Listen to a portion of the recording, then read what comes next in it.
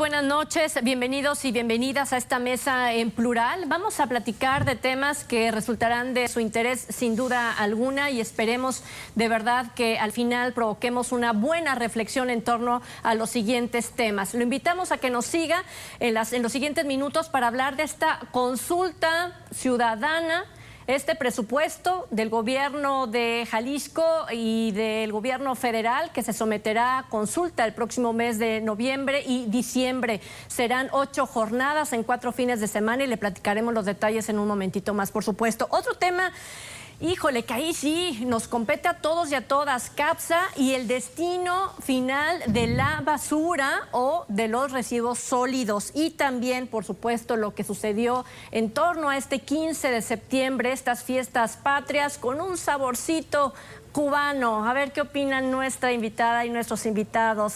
Lucía Almaraz, ¿cómo estás? Muy buena noche, bienvenida. Un placer estar con ustedes. Irán Espinosa Los Monteros. ¿Qué tal? Un gusto en estar con ustedes. Muy buenas noches a todos. Eliseo Mora.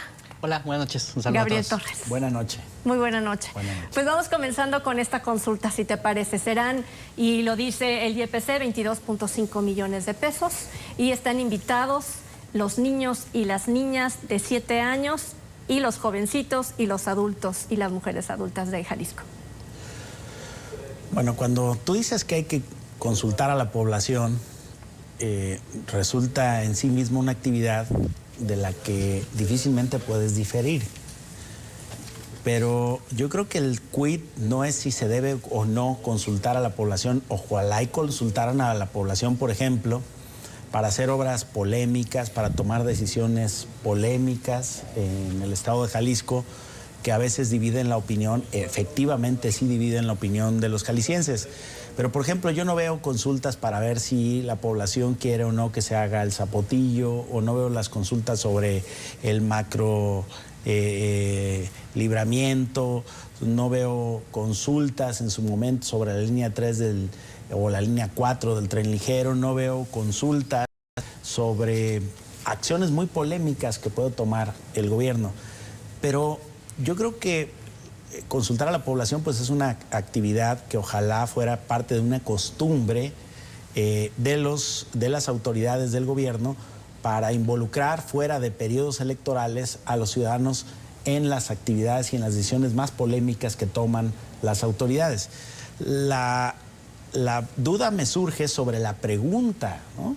¿Está usted de acuerdo en que se revise cada 6 años los términos del pacto fiscal? Es como una obviedad. Se me vino a la mente aquella pregunta, ¿no? ¿De qué color son las mangas del chaleco blanco de Napoleón, ¿no? Me parece la pregunta en sí misma una obviedad. O sea, la respuesta es una obviedad. Y yo no sé si a una obviedad vale la pena dedicarle 22.5 millones de pesos. O en todo caso, si atrás de esa obviedad existe el deliberado interés de realizar un acto anticipado de campaña, es decir, de gastar recursos públicos para una pregunta que tiene una respuesta obvia por lo inducida que está la pregunta y por lo tal vez inútil que es plantearla en esos términos. No, a mí me gusta mucho que podamos tener consultas ciudadanas sobre temas polémicos, temas que nos incumben, temas que nos dividen. Imagínate ahora, Trini, que a nivel federal plantearan hacer una consulta sobre la despenalización del aborto. A ver, que es un derecho que está ahí, lo resolvió la Corte, pero es un tema polémico que divide a la sociedad. Valdría la pena, aunque no fuera con fines imperativos, pero sí indicativos, tener datos ciertos de cómo están esas cosas. Pero plantearle a los niños de 7 años que digan si están de acuerdo en la revisión del pacto fiscal, pues me parece como no solamente ociosa la pregunta, sino fuera de lugar para menores de edad. Y además hay los mecanismos de democracia directa, y con eso termino, Trini, tienen limitaciones cuando se tratan de asuntos de orden tributario fiscal.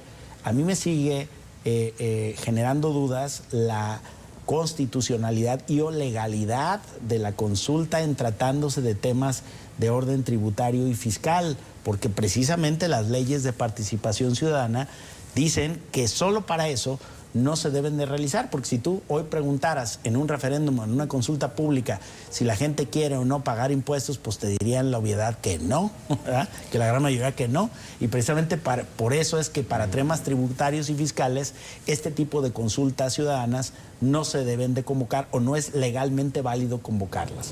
Pero yo creo que acá lo que estamos haciendo es más un ejercicio político para los fines que usted se imagine que va a ocurrir en Jalisco.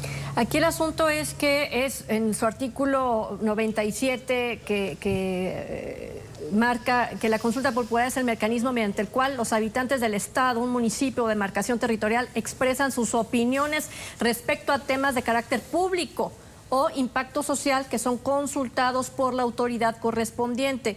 Sin duda, lo que entra y sale en cuestiones económicas al estado de Jalisco es de interés de todos y de todas, ¿no? Pero yo quisiera saber si entender el tema completo de qué es el pacto fiscal lo percibe toda la población y van a acudir a estas urnas que va a poner el YPC y que va a repartir también sus urnas electrónicas durante esos días, sábados y domingos en el estado de Jalisco, es precisamente para tocar ese tema técnicamente. Los jaliscienses saben técnicamente qué es el pacto fiscal, o esto se va a convertir en una convocatoria al liceo para ver quién está a favor y quién está en contra de López Obrador o de Enrique Alfaro. Definitivamente, coincido en el punto de vista de Gabriel. Me parece que en este reciente mecanismo de participación ciudadana ha quedado manifiesto que hay un manejo político del instrumento y esta, pues desafortunadamente no es la excepción. También hay que entender un poco en qué momento se decide llevar a cabo a consulta este planteamiento, en un momento en el que había mucha tensión. Recordarán aquel amago del presidente a los gobernadores respecto a poner a prueba el tema de la distribución de los recursos en las entidades, y cómo algunos mandatarios, entre ellos incluidos Enrique Alfaro, toman la decisión de en todo caso someter a consulta esto. Definitivamente es un manejo político el que se le está dando y el que se le va a dar. La trascendencia me parece que será poca, porque incluso ahora mismo el legislativo tiene en sus manos el tema de hacer la solicitud de revisión de esta posición del Estado ante el tema del pacto fiscal. Entonces me parece que de alguna manera es, como ya lo hemos mencionado en algunas ocasiones, jugar para la tribuna, ¿no? Un poco este tema, salir a poner en escrutinio esta decisión con una pregunta no solo, o sea, que deja poco al ciudadano en cuanto a la toma de decisión, porque definitivamente en el planteamiento de la pregunta deja muy poco margen para alguien. O sea, ¿quién se va a negar a que se revisen las condiciones de distribución de los recursos, cuando un poco hay que entender que los estados y municipios dependen de esas participaciones y esa redistribución de ingresos? O sea, sería un tonto tendría que decir que no está de acuerdo, ¿no? Para que se revise esto. En fin, creo que es un despropósito el tema de la consulta. Lucía, es un despropósito.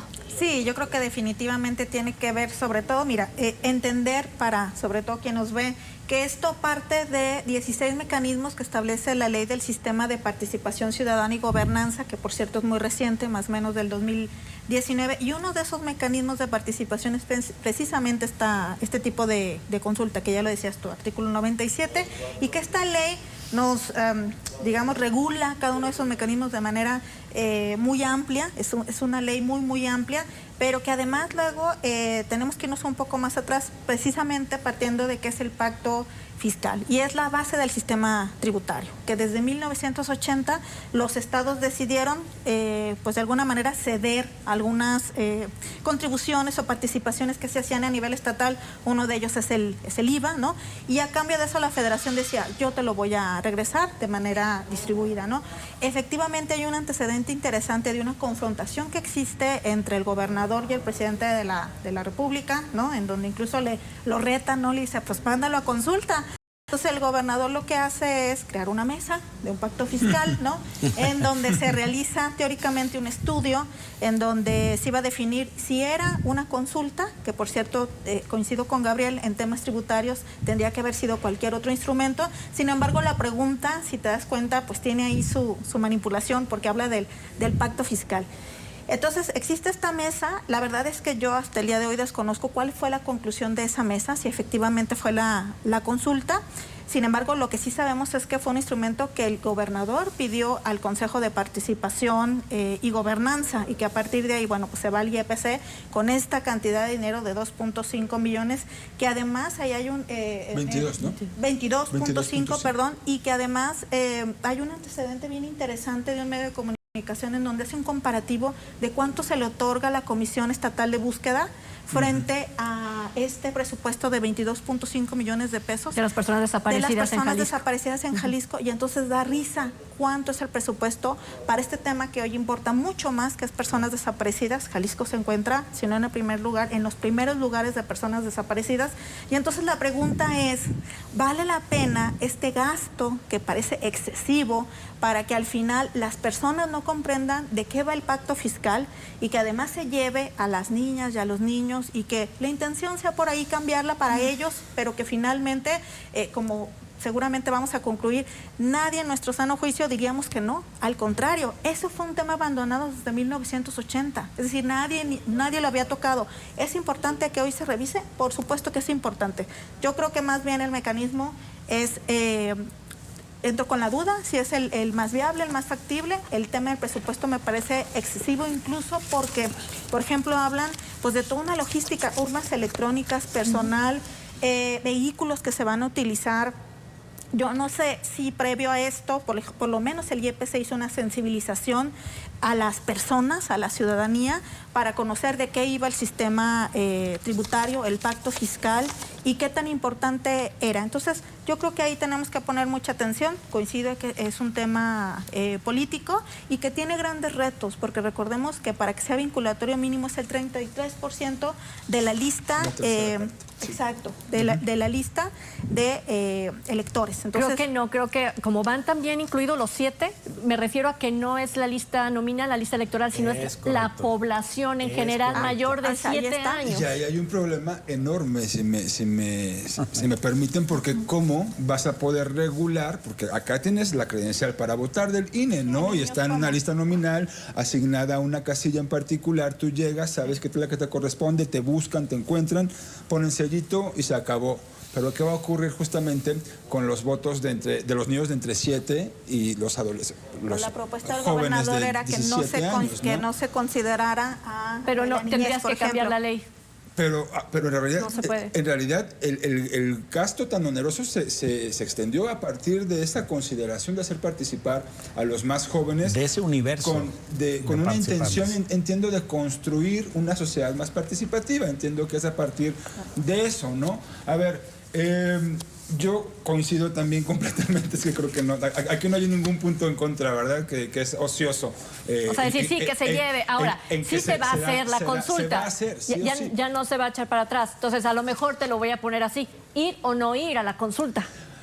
A ver, es que yo creo que tendríamos que pensar también en lo que ocurrió en la pasada consulta. El presidente. La nacional y lo que ocurrió en las pasadas elecciones también, porque a fin de cuentas coincido también en la visión en que esto se va a convertir en un asunto entre, alfaristas podría ser, y Andrés Manuel obradoristas. López, obradoristas, ¿no? Bueno, obradoristas, quiero decir, se va a convertir en un asunto así. Quien acuda es porque quiere mandar un mensaje a Andrés Manuel López Obrador, y quien no acuda se lo quiere mandar a Enrique Alfaro. Ese es un asunto más político que deja, a mi juicio, muy de lado la construcción de la democracia participativa, que es la primera vez que se haría en Jalisco.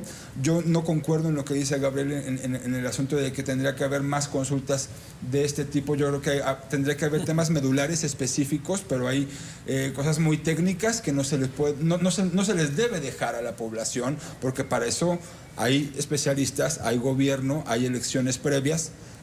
Simplemente lo del aeropuerto, que fue una cuestión muy echada al vapor, sin ninguna base digamos legal, técnica, pero fue para legitimar una postura que había una promesa del presidente que había dicho Andrés Manuel López Obrador, para a fin de cuentas decir, dijo la gente, ¿no? Yo lo mencioné, pero ahora, dijo la gente, no? Y yo creo que va a pasar algo similar con esto de Alfaro. Es para legitimar la propuesta, pero no creo que se esté buscando en realidad ni conocer la opinión ni crear una democracia participativa. Me parece muy bobo Ahora, ¿no se puede utilizar esto y poner 2 o 3 preguntas más?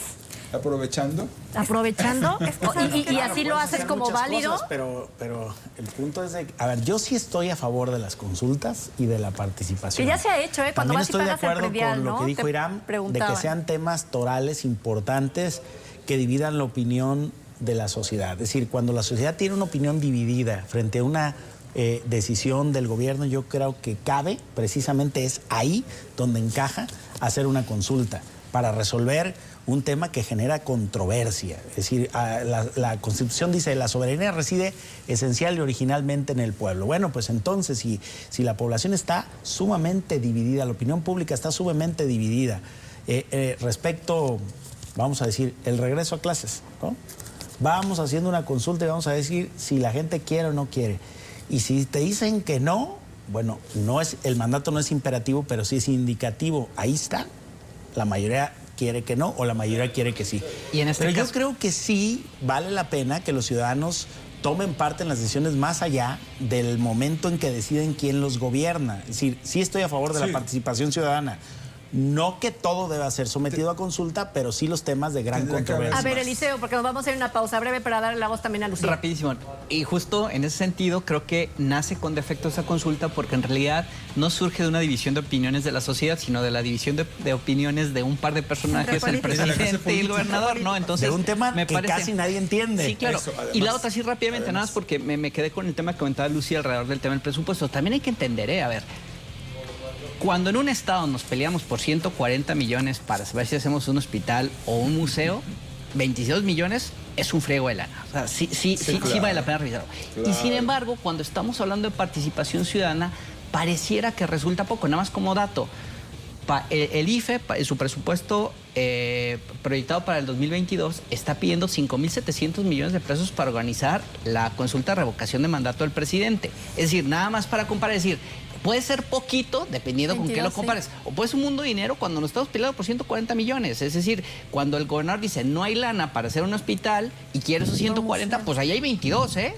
O sea, y sin embargo nos vamos a gastar una consulta que ya discutimos que parece que no tiene mucha razón de ser. 2 cosas. Una, cuando tiene que ver también con una situación presupuestal en donde hay temas prioritarios como la inseguridad, la violencia, personas desaparecidas, feminicidios, etcétera, ¿no? Y frente a eso, decirte que yo veo, si quisiera ver el lado positivo de esta consulta, diría que las personas cada vez se van a ir acercando más a los instrumentos de participación ciudadana. Es decir, ahora saben que hay consultas y que hay plebiscito y que debe de haber referéndum y que hay presupuesto participativo y Contraloría Social y todos esos instrumentos que existe la ley y que poco la gente conoce sobre ellos.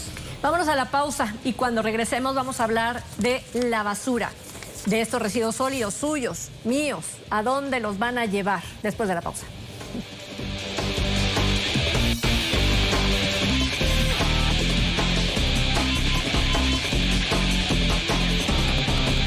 Bueno, y este siguiente tema es justo Capsa Eagle, una empresa que ha administrado la basura por años en nuestra área metropolitana de Guadalajara y a dónde se va a ir después del anuncio ya del cierre del vertedero Los Laureles, la cancelación de esta nueva construcción de un vertedero en Tala y que no tenemos justo un lugar a dónde depositar, a dónde llevar nuestros residuos. Así que Irán Espinosa de los Monteros, ¿qué hacer con la basura? Porque soltamos la basura, ¿no? Y vemos cómo el del camión la desbarata, la reparte y medio saca lo que los mismos recolectores saben que pueden vender. Desde ahí comienza algo que a lo mejor a la ciudadanía no nos pone en orden. Se nos ha venido diciendo desde hace décadas y además lo vemos ya eso como una realidad en otros países, este orden en cuanto a la clasificación de los residuos, que no la basura, porque lo que generamos aquí, por el destino que tiene, en efecto es basura, pero no necesariamente tendría que serlo si se puede, si se da un tratamiento adecuado. Yo recuerdo que este tema, bueno, no recuerdo si desde antes hubo algo así, pero recuerdo que el tema fue uno de los puntos focales en la administración de Emilio González Márquez, cuando en aquel entonces la secretaria de Medio Ambiente, Marta Ruth del Toro, mencionaba cuestiones de ese tipo e incluso llegó a decir como tal ya, pues los lunes plásticos, los martes orgánicos, los miércoles, no sé, papel y cartón y todo ello. Y eso le costó, a fin de cuentas, la terminaron sacando del gabinete, luego de eso que resultó muy polémico. Hubo otras cuestiones políticas, eran tiempos electorales nacional, y hubo ahí una cuestión ahí no muy bien vista en cuanto a cercanías con el Grupo Nacional del PAN, pero fue, digamos, lo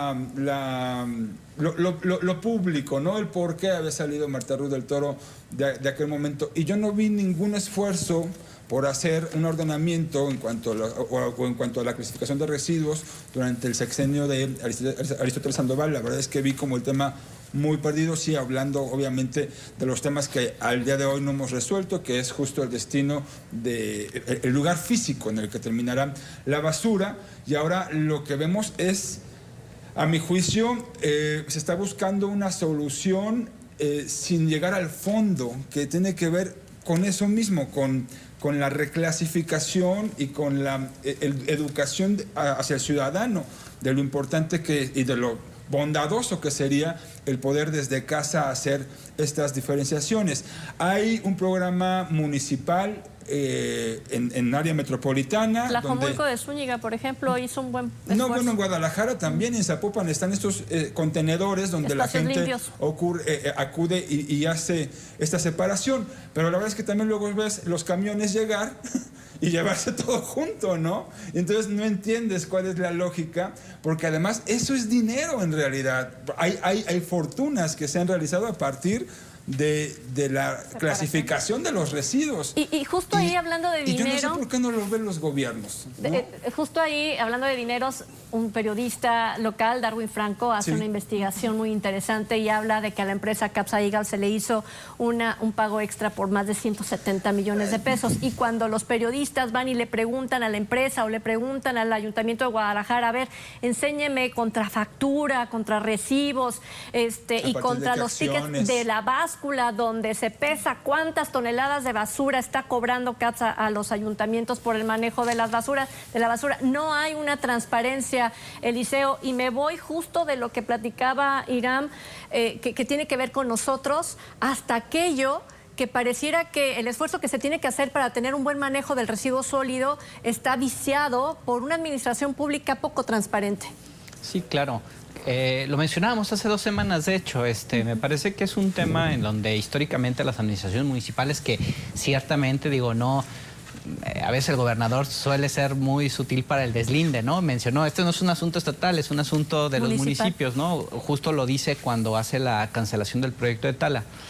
Pero sí, en efecto, me parece que las administraciones municipales en general son eficientes en el manejo de este problema. Porque, a ver, también lo mencionábamos hace algunas semanas, el tema del manejo y la disposición final de la basura es un problema complejo. De hecho, hoy nos podemos quejar, pero yo recuerdo por ahí en una encuesta, la última de Jalisco Cómo Vamos, en donde en realidad el problema de la basura no es un problema, o sea, no es una preocupación para los ciudadanos, porque más allá de dónde se dispone, o sea, nosotros nos despreocupamos cuando dejamos la basura fuera de nuestros domicilios y pasa un camioncito de forma regular y se lo lleva. Pero hay ciudades, incluso en México, que tienen graves problemas de recolección de basura.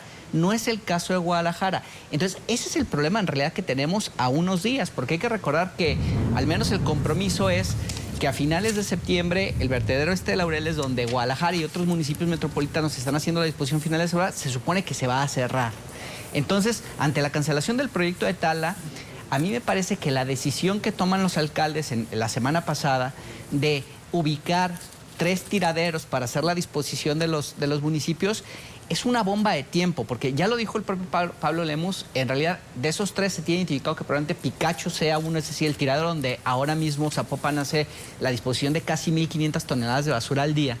Y él habla de que no hay manera de que ese tiradero hoy reciba las casi 6.000 que se recolectan en la zona metropolitana. Entonces, es un tema de que realmente están tomando, creo yo, una mala decisión este grupo de alcaldes, porque en realidad lo que están haciendo es patear solo el problema, cuando en realidad, lo comentaba también hace algunos días, lo que está pasando con este problema, como de pronto nos pasó con el tema del agua, es que el destino nos está alcanzando. No estamos siendo lo suficientemente responsables, autoridades y la sociedad, en el tema de meter las manos literal a resolver el tema de la basura.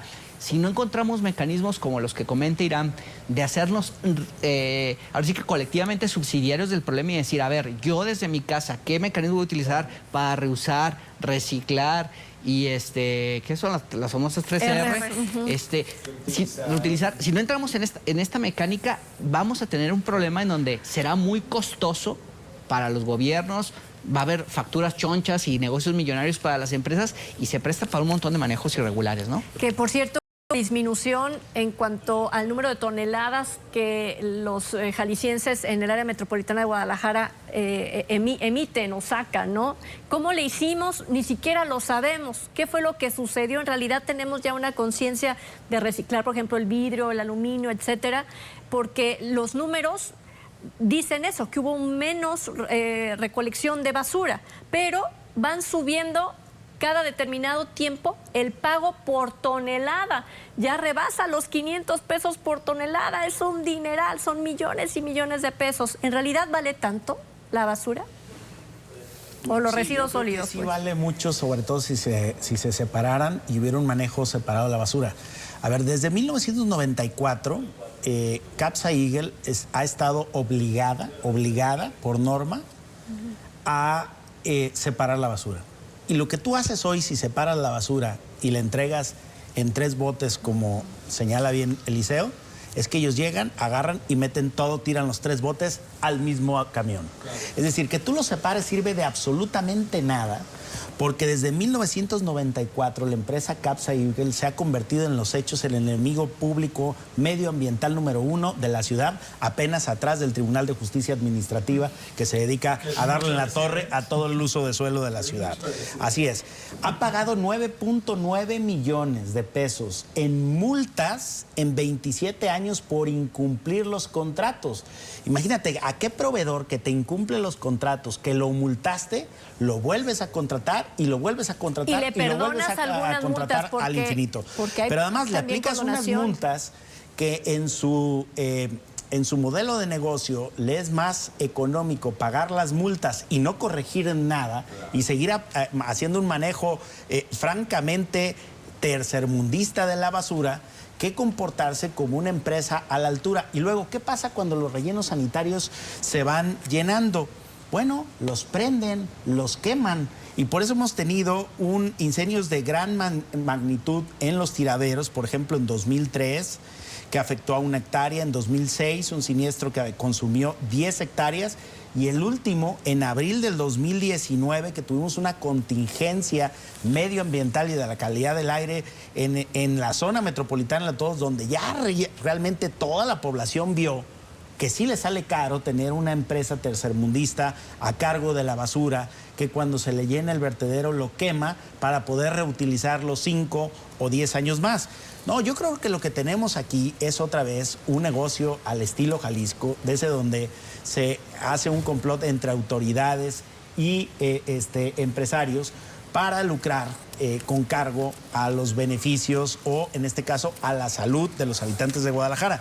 Yo creo que siendo Guadalajara y la zona metropolitana de Guadalajara una de las zonas metropolitanas más densamente pobladas del país, deberíamos de aspirar a tener un manejo socialmente y medioambientalmente responsable de la basura, cosa que no está ocurriendo al día de hoy y que parece un contrasentido que sigamos después de 27 años de multar a esta empresa, para ver cómo se maneja la darle basura. Más y más y más contratos. Yo celebro que hoy los alcaldes de la zona metropolitana estén replanteando si debe ser a esta o a otra empresa a la que le tienen que dar la concesión. Lo que sí es que es increíble cómo países en Estados Unidos importan la basura, o sea, pagan por llevarse basura de otros países en un vuelo de avión, traérsela a tu país y generar energía eléctrica, ¿no?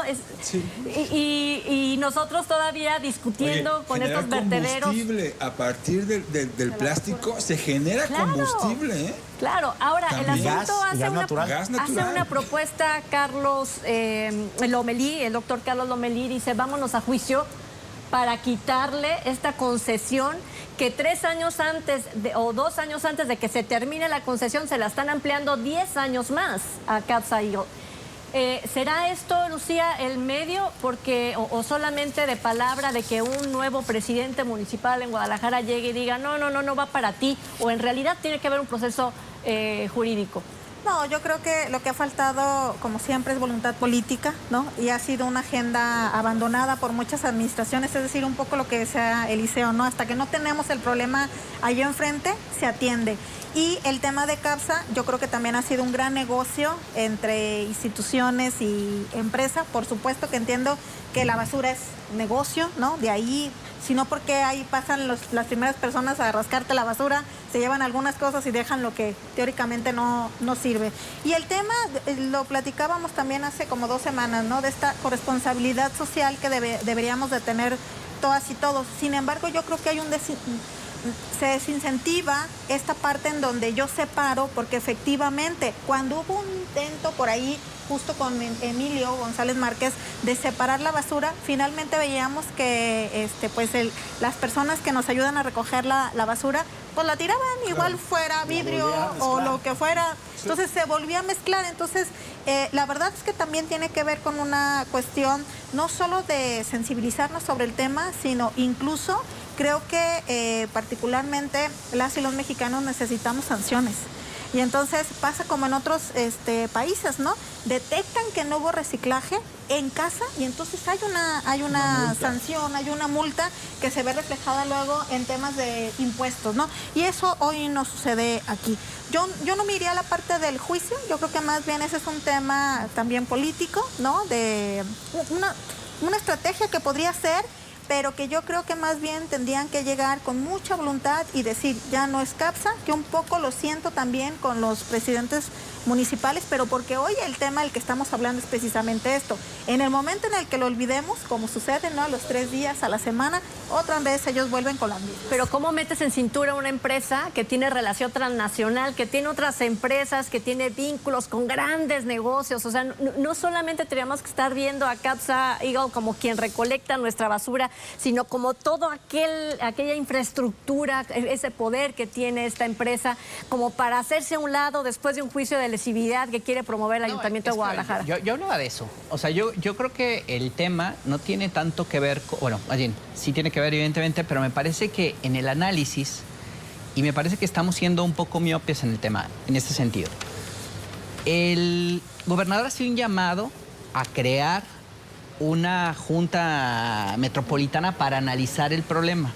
Todavía la semana pasada él llama a los alcaldes a presentar un plan, y yo insisto en la visión cortoplacista de los alcaldes de decir, sí, vamos a tirar la basura en 3 rellenos metropolitanos, ¿no? Cuando ese no es el plan que me parece que se merece una ciudad como Guadalajara, por el tamaño que tiene, por el volumen de basura que genera, me parece que es algo que nos va a tronar antes de lo que creamos. ¿Y qué creen? Lo que pasa es que al margen, y reconociendo, y probablemente lo que dice Gabriel es muy cierto, el trabajar con una empresa tercermundista la califica, pero el problema que tenemos es que hoy en Guadalajara y probablemente en México no hay una empresa que ofrezca un servicio probablemente mejor que ese. Entonces yo creo que los alcaldes deberían de poner primero en la mesa cuál es la solución que están proponiendo, que no hemos visto y que no podemos discutir porque no está en la mesa. No hay nada de tercermundista. Para nada, yo también, yo no estoy de acuerdo. Recordar, ellos son la socios empresa de una tiene empresa. Con todo. Lo que pasa es que no tienes un gobierno que te esté diciendo, te voy a seguir multando, y no solamente multando, te quito la concesión porque no estás dando el ancho. Los donde ellos prestan el servicio, de acuerdo a la encuesta de calidad del INEGI, están peor evaluados donde CAPSA recoge la basura que donde lo hacen los municipios de manera autónoma. Ellos mismos reconocen que tan solo en Guadalajara traen un déficit de 50 camiones recolectores de basura. Entonces, como que una empresa de primer mundo no son. Pero porque o cuando dejan. menos el servicio que prestan de recolección de basura, porque dirás, oí ahorita a Eliseo, y es cierto, en algunas colonias la basura se recoge más o menos de forma normal, pero hay que ver el periódico de las fotos de lugares en donde duran hasta 3 semanas, un mes sin recoger la basura y que están acumulados en las esquinas. Son varios los procesos, ¿no? La recolección, la disposición y el destino final que tendrán los residuos. Y yo creo, el tratamiento, digamos. el tratamiento. El tratamiento. Y yo creo que el problema se está en este momento observando, lo que se busca resolver es la disposición final, ¿no? Es eso lo que apunta Eliseo, como que está viendo a corto plazo. Y sin duda coincido con ello, pero también reitero, tiene que ver con una cuestión en donde la sociedad tiene que participar, y lamentablemente creo que tiene que ser a partir de reformas legales para, pues, entrar en otros mecanismos desde casa. Incluso. A ver, ¿qué nos va a ganar? ¿La politiquería o un desarrollo sustentable? Nos ha Jalisco? ganado Dame una de las dos. Nos ha ganado lo primero. Ahí está. ¿No? ¿Igual? Nos ha ganado lo primero. Politiquería. Eliseo. Eso ha ganado, pero espero que gane. Yo también espero, Gabriel, también. antes de la pausa. Lo que ha ganado ¿Politiquería es la o corrupción y los sustentabilidad? negocios. Ay, Eso estuvo peor. duela. Tenemos que hacer una pausa y hablaremos de estas festividades del 15 de septiembre y la presencia de Cuba al volver.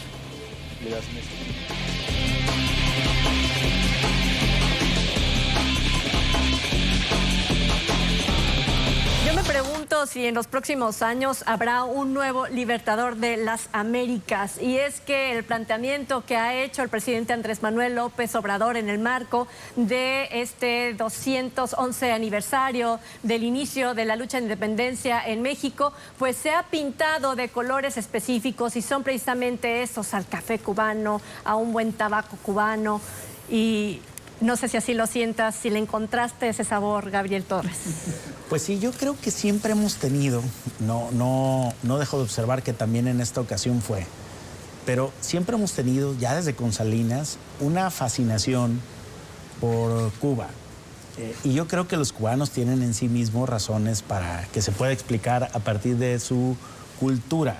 Una revolución cubana, figuras de la revolución cubana que son míticas para la juventud y para el mundo, como el Che Guevara, pero también muchas críticas que se puede hacer. Es una isla en donde no se puede hablar de un sistema democrático, donde hay violaciones sistemáticas a los derechos humanos, pero por otro lado, los críticos o los que se preocupan más y dicen, no, es que el presidente López Obrador cometió un error de diplomático porque eso nos va a alejar de Estados Unidos. Bueno, pues recordemos que Estados Unidos tiene también grandes asignaturas pendientes con los derechos humanos. Por ejemplo, lo vimos recientemente con la guerra en Irak, la base en Guantánamo, que deja mucho que desear de las actividades que hacen el ejército norteamericano en estas bases militares, o el embargo económico que aplica, que afecta incluso a niños que no tienen acceso a productos básicos, a medicamentos, por una decisión política de una superpotencia.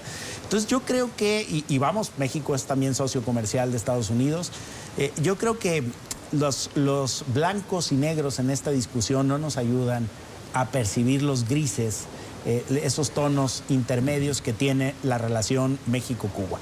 Yo sí creo que en la política, digamos, que ha mantenido, con algunas excepciones, nuestro país de no intervención en los pueblos, de mantener el respeto a la autodeterminación en otros países, de no tener en México un gobierno con fines o propósitos intervencionistas, y que será el pueblo cubano el que tiene que definir si tiene que cambiar su sistema político y cómo, así como fue capaz en su momento de darse una revolución y de hacer un cambio drástico en su forma política, que tal vez devino en el mismo problema que resolvieron. Creo que corresponde a ellos y no a otros países empujar a que ese cambio ocurra otra vez dentro de su país. Ahora, yo creo que también cuando la oposición le tira tanto al presidente Andrés Manuel López Obrador por permitirle precisamente este discurso al presidente de Cuba durante el desfile conmemorando un año más de esta lucha de independencia, pues también hay que recordar que, por ejemplo, cuando Vicente Fox le dice a Fidel Castro, come si te vas, porque respondía a una solicitud, a un arreglo, a una relación con el gobierno de Estados Unidos. Entonces, en todo caso, estamos hablando, yo creo que de lo mismo, pero unos años después, ¿no, Eliseo? O sea, las relaciones con los gobiernos, ya sea que tú tengas el corazoncito inclinado a la izquierda o a la derecha, pero siempre se hacen estas mancuernas, pues. Sí, y sin embargo, creo que coincido cabalmente con lo que comenta Gabriel. A ver, esto no es correcto o es incorrecto. Hay una gama de aspectos que evaluar. A mí no me llama la atención para nada el tema de la postura del presidente alrededor de Cuba, porque no es la primera vez que abiertamente él manifiesta simpatía con los ideales de Cuba y de la Revolución Cubana. Entonces me parece que eso básicamente va en concordancia. Me parece que donde hay algo de novedad es en el reclamo puntual que le hace sobre otra política a otro gobierno, en este caso al de Estados Unidos, alrededor del tema de levantar el embargo. Me parece que así como no puede intervenir en la solución de un país, me parece que tampoco debería, al menos no vía este mecanismo desde la autonomía de un presidente, manifestar esta posición, porque me parece que debería de haber otros mecanismos para que México manifestara esta inconformidad, en todo caso ver si se puede lograr un cambio de otro tipo. Como por ejemplo, y aquí hago un paréntesis, podría ser el Consejo de Seguridad de la ONU, por ejemplo, que por cierto va a encabezar un mexicano, el embajador Juan Ramón de la Fuente, y que quizá desde ahí, desde esa tribuna, sí sería un lugar para que en todo caso pero México vamos a ver qué va a pasar. O sea, ahí es donde creo que debería de existir un mecanismo para que se diera. Todavía no está ahí, ¿no? Exactamente.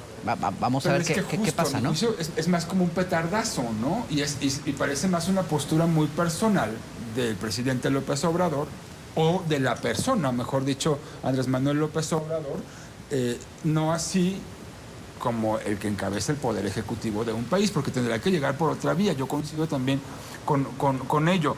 Creo que le falta seriedad a lo que está haciendo el presidente López Obrador. Y bueno, hay quien en este momento ya está también pensando en lo que pueda repercutir esto en la relación bilateral económica, que el 80% de lo que se exporta en México pues es precisamente para Estados Unidos. Yo no sé si el presidente Joe Biden o sus allegados, pues quienes se encargan de la decisiones políticas allá, estén de verdad como tomando muy en serio este asunto, o es como, pues qué más da. De ahí que desestimo pues la visión que está tomando la oposición del presidente López Obrador, porque creo que no ha llegado allá.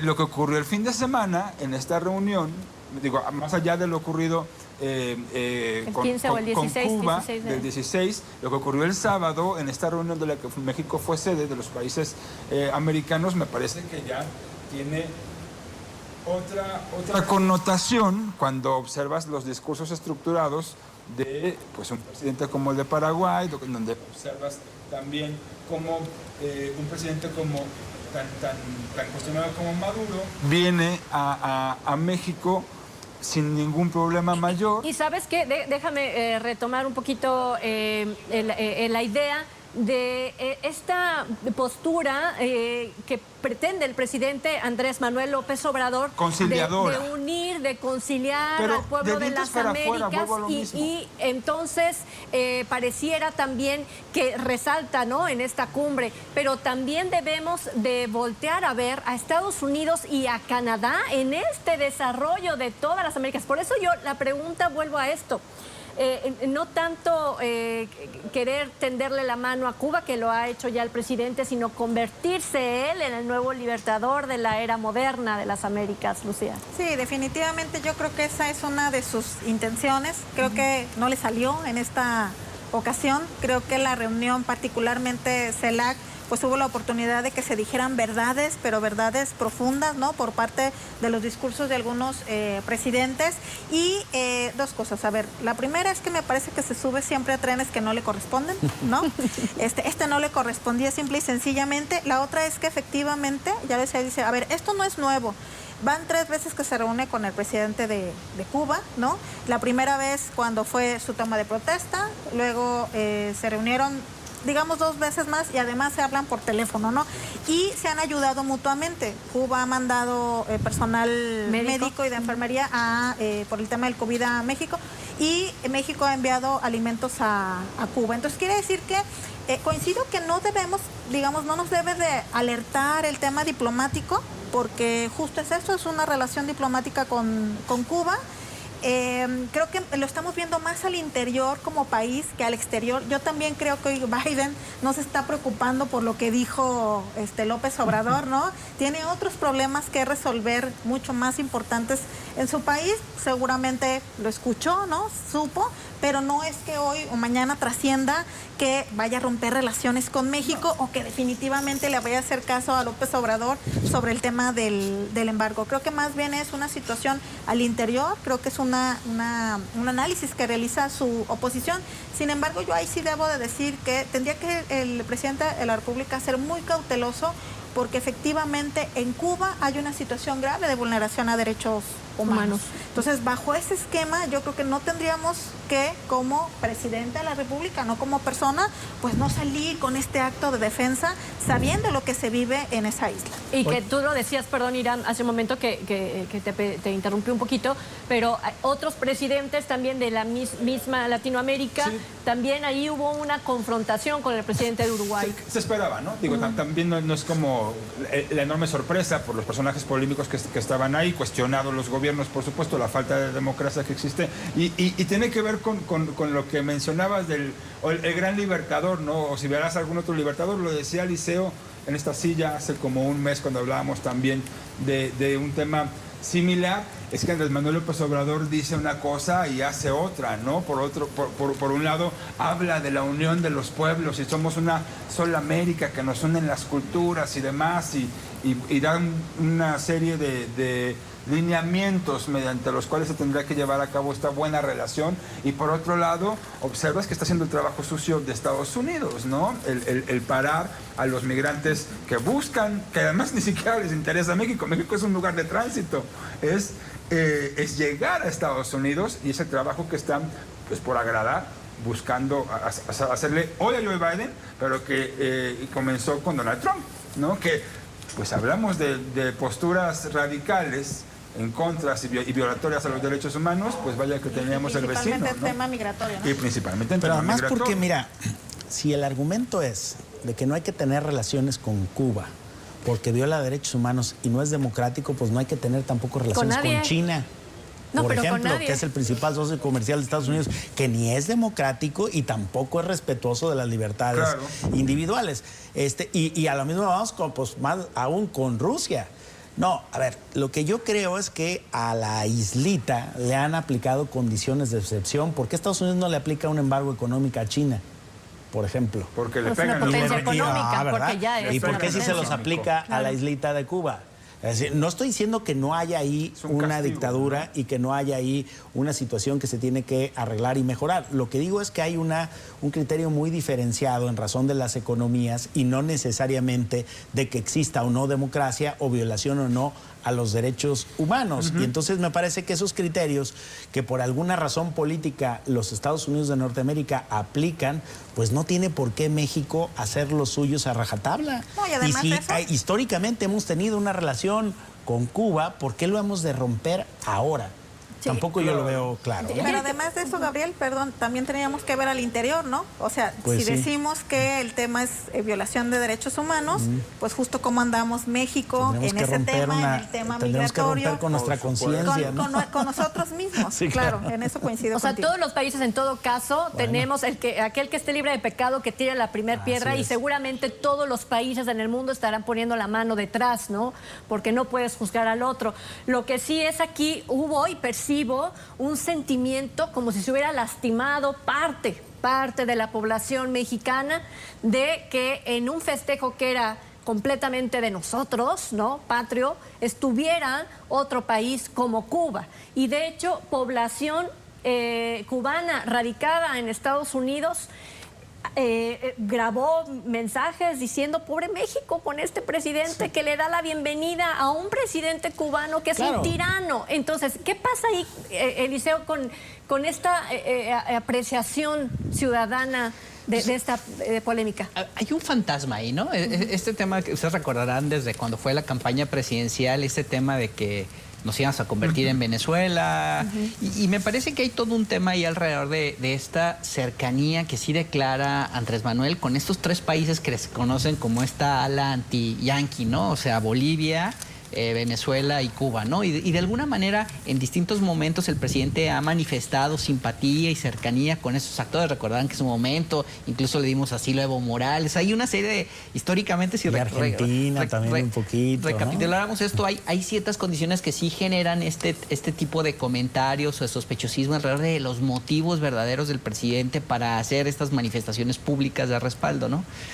Que luego, en realidad, insistiría, no pasan más allá del manejo discursivo del presidente, pues porque en efecto, a ver, ni significa que vamos a romper con Estados Unidos, claro la dinámica económica de nuestros países trasciende las decisiones incluso de nuestros presidentes, entonces, digo, sería muy difícil, ¿no? Y luego insistiría, este doble discurso de pronto de Andrés Manuel alrededor, por ejemplo, hay que recordar que en su momento, cuando Barack Obama intentó flexibilizar algunas de las posiciones que tenía como gobierno de Estados Unidos respecto a Cuba, que se hizo un trabajo ahí, político y diplomático, luego llega Donald Trump y es justamente Donald Trump el que endurece de nuevo y aprieta ese tema de la posición respecto al embargo de Cuba, y en su momento Andrés Manuel tuvo condiciones para haber reclamado eso a Donald Trump siendo presidente y no lo hizo. Entonces ahora, o sea, pareciera que hay un doble discurso medio... Pero además él era muy pro Donald Trump, ¿no? Y los cubanos, que dice Trini, los cubanos que están en Estados Unidos que mandan videos diciendo que qué va a hacer con... Hombre, pero esos cubanos votaban republicano en Estados Unidos, ya se hicieron ciudadanos y en vez de votar demócrata, votaron por Trump. Sí. Entonces las contradicciones, si queremos ser, digamos... A hacer un análisis de esto desde las geografías ideológicas no nos da, el esquema no nos da, porque todo está al revés, fuerza, ¿no? Ahora hay una especie de miedo, pavor al socialismo, ¿no? Y esta es la otra parte, es como esta América socialista se quiere convertir precisamente en otra potencia mundial y dejar de estar aplastados por el capitalismo de los norteamericanos, etcétera, ¿no? Este discurso que nos hace pensar que todos nos vamos a hacer para el día de mañana pues personas extremadamente pobres, y de por sí ya tenemos más de la mitad de nuestro país en pobreza absoluta. Extrema. Y el capitalismo no ha hecho nada bueno, ¿no? Y hay un germen. Pero además, lógico yo esto. Creo que la discusión no es entre socialismo y capitalismo, porque Andrés Manuel apoyaba a uno de los presidentes más capitalistas del mundo, su amigo Donald Trump, lo apoyó hasta el final, fue de los últimos mandatarios en reconocer el triunfo de Biden. Entonces no es eso, lo que yo creo que sí hay es entre gobiernos con tendencia democrática y gobiernos con tendencia autoritaria, que son de derecha y son de izquierda. Es decir, vemos en Estados Unidos acaban de salir de un presidente claramente autoritario, centralista, caprichoso, ¿no? Pero de derecha. Y que se hizo amigo de un presidente de izquierda que tenía muchos rasgos comunes. Claro. Entonces yo más bien creo que no es un tema de izquierdas, derechas, sino de qué tan vigentes tienen las comisiones democráticas o de qué tan autoritario eres frente al ejercicio del poder. Aunque sí hay un sentimiento de reivindicación y un germen de reivindicación por parte de Andrés Manuel de darle fortaleza a este grupo de países que integramos Latinoamérica. Hay que recordar que también no hace mucho, y también lo discutimos en este espacio, esta intención de formar un grupo tipo Comunidad Europea. Sí, lo dijo, lo reiteró. Entonces, vamos, ahí hay una intención formal de organizar, de tomar un liderazgo formal de este grupo de países. Y de forma natural surge, ¿para qué, no? Pues ¿para qué? Pues para hacer contrapeso a este muchas veces mal calificado, creo yo, intervencionismo de Estados Unidos, tratando de meter Santa Paz donde a veces no lo llaman, y que debería ser importante retomar este espíritu de autodeterminación de los pueblos, que cada quien defina cómo se va. Lo que sí no podemos negar es que América Latina y el Caribe pudiera ser una sola, hablando de cultura, hablando de nuestro idioma, hablando del desarrollo que requerimos para poder salir de la pobreza o del rezago académico, etcétera, de innovación, ciencia, tecnología, de lo que usted le quiera agregar. Así que a cada uno de ustedes muchísimas gracias. Lucía, Irán, gracias. Eliseo, gracias. Gabriel, gracias. Buenas noches a usted por habernos atendido. Muchísimas gracias.